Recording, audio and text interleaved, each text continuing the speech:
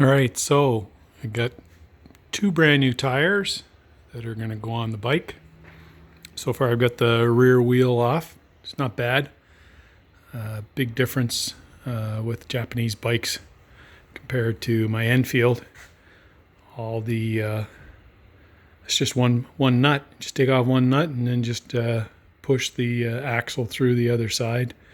There's no messing around with a whole lot.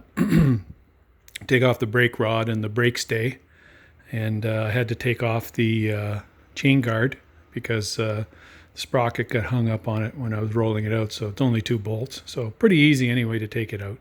Take it out and get it over and inspect the bearings, and they look good. They seem to work fine. The one on the other side, on the right hand side of the wheel, was a 6303.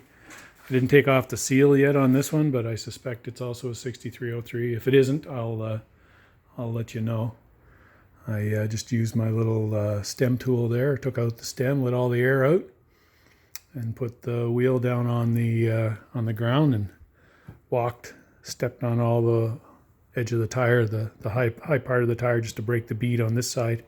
Flipped it over, put a bunch of wood underneath so I wouldn't gouge up the sprocket cover here, the sprocket, too badly.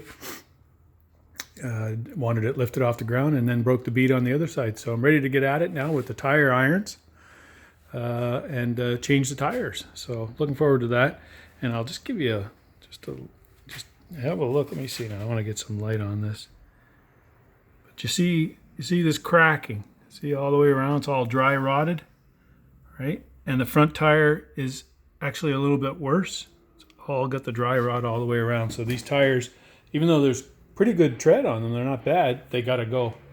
One tire was, the date on it was 2014 and the other 2013. So I was kind of surprised. But I suppose when tires, when the bike sits outside all the time, that the sun will do that to the rubber. My bikes are always inside, so they seem to fare a lot better. But it's interesting taking the bike apart and starting to look and see things. You know, the rust here on the shocks, it's either going to be addressed, or I might just get new shocks. They're not super expensive. And just all the little bits and chips of rust on the frame. So it's all part of the work that I want to do this winter. I've got the side covers off for now. They're on this right side. There's 2 broken posts on that side cover, and I'm kind of hesitant to put it back on.